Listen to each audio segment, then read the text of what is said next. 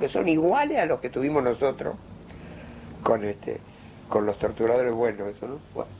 Y entonces ahí como todo el mundo sabía que a Atahualpa no le gustaba mi teatro, le gustaba otras cosas, pero dice, bueno, Yáñez le iba a dirigir, Ribeiro iba a ser el preso, y no me acuerdo a quién se había sido, creo que Campodónico que iba a ser el capitán.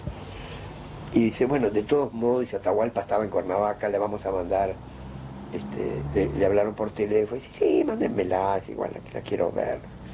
Bueno, y se la mandaron un fin de semana, y el lunes volvió a Atahualpa y dice, ahora la dirijo yo, hijo. Parece que por primera vez le había gustado. Y entonces, y allá, y le dijo, vos vas a ser el capitán. Dice, Ribeiro también, y la dirigió, y creo que salió muy bien. Yo estuve cuando el estreno, y yo conté eso, el día del estreno, porque me hicieron hablar a él y a mí. Y la película no la he visto, ni la pude ver ahora siquiera en la Cinemateca, porque justo mi mujer cayó con gripe antes que yo, estaba con fiebre y no le iba a dejar. Pero quedaron en mandarme un videocassette. Me dicen que la película tiene el defecto contrario al de las películas argentinas, que es demasiado fiel al original. ¿Usted la vio? Sí, a mí me gusta más la versión de teatro. De teatro, ¿no? Sí. Es demasiado fiel, que queda como teatro filmado, ¿no? Claro, claro. Y yo creo que había posibilidades de hacerla más cinematográfica. Sí, ¿no? creo que los exteriores y toda la relación plástica tendría que haber sido planteada de otra manera. De otra manera, ¿no? Sí, yo creo. No la he visto, ¿no? Postergo mi juicio definitivo hasta verla, pero eso es lo que me han transmitido gente. Así es lo mismo que me dice usted ahora. Y después están los cortos, ¿no? Esos cortos que han hecho, algunos no los conozco. Por ejemplo, sé que hubo una versión de un taller experimental de cine en México sobre el cumpleaños Juan Ángel. Otro taller experimental de cine hizo en Córdoba un cuento mío que se llama como Greenwich, que está en geografías. Pero no, después no se molestan en mandarme ni siquiera un videocassette, no piden autorización cuando piden. Lo del cumpleaños Juan Ángel ni me pidieron, lo de Córdoba sí. Y hay otras más que han hecho.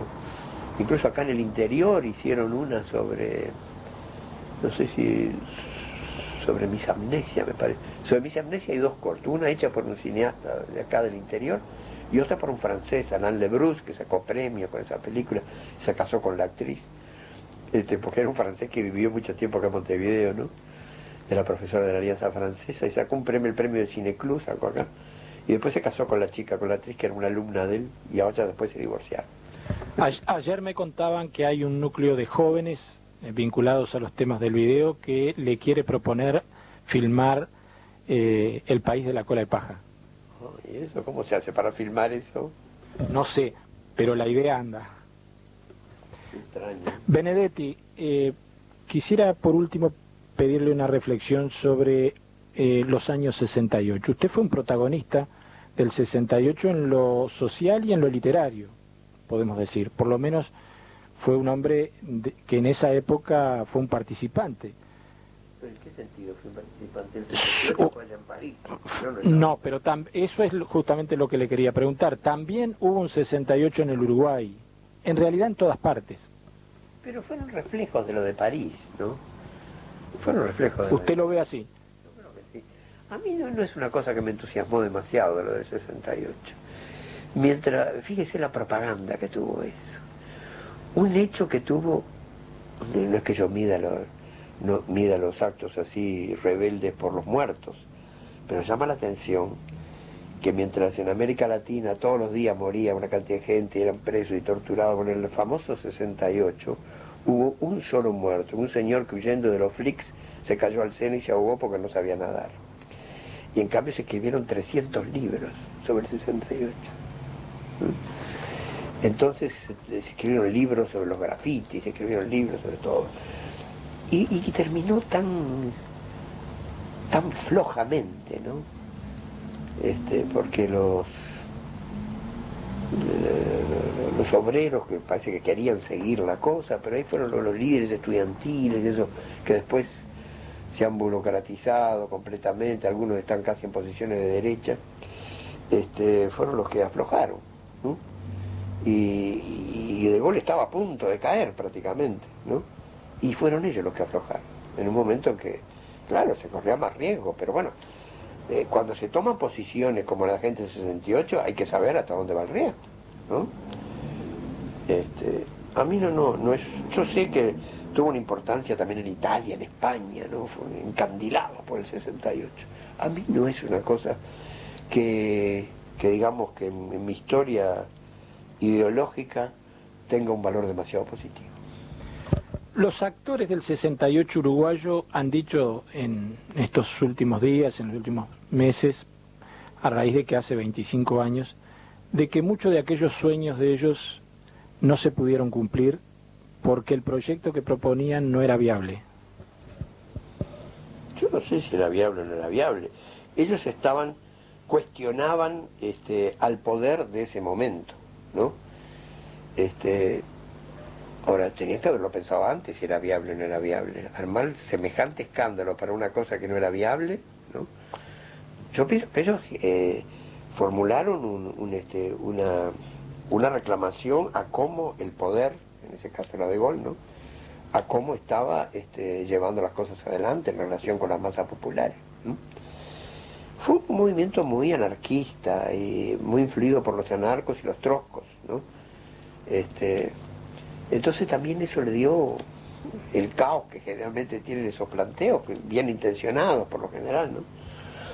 Pero esas rebeliones tan espontáneas, así, que se lanza la gente a la calle sin saber demasiado lo que quiere, ¿no? Y hacer barricadas y tirar adoquines y cosas por el estilo, puede tener sentido cuando se sabe dónde se va. Pero así en esa forma tan caótica que fue lo del 68, donde era más importante escribir grafitis ingeniosos que llevar a cabo acciones que tuvieran verdaderamente efecto.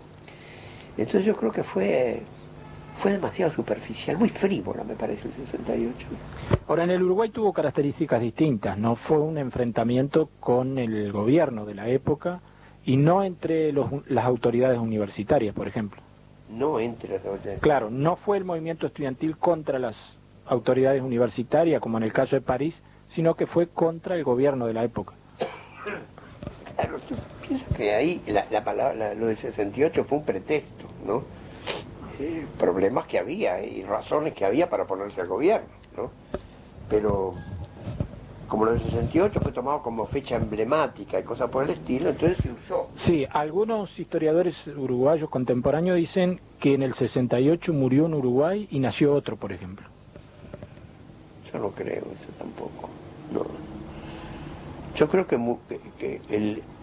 si la historia uruguaya contemporánea se divide en dos, se divide con el plebiscito. Con el sí y el no del plebiscito. Del momento en que estaba de la caducidad. Ese es el momento en que se divide en dos, en otros dos distintos de lo que había sido hasta ahora, blancos y colorados. Se divide en verdes y amarillos, ¿no? Y en el voto verde había gente de Frente Amplio y había algún sector colorado, había sectores blancos, ¿no?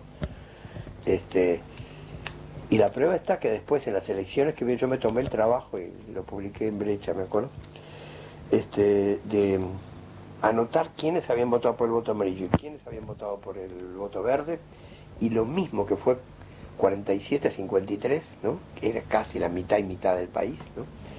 Se reprodujo en las elecciones siguientes.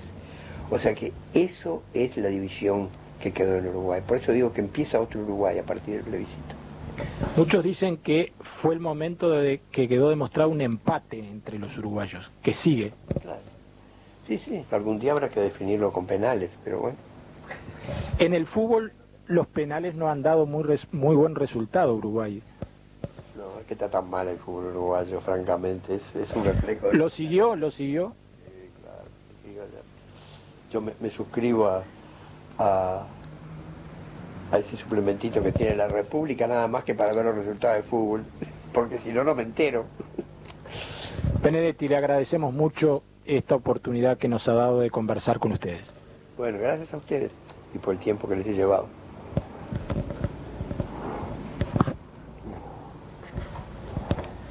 Disculpe. El reproche, ¿no? Pero además se habla de la generación de políticos como un todo, pero que tiene lo que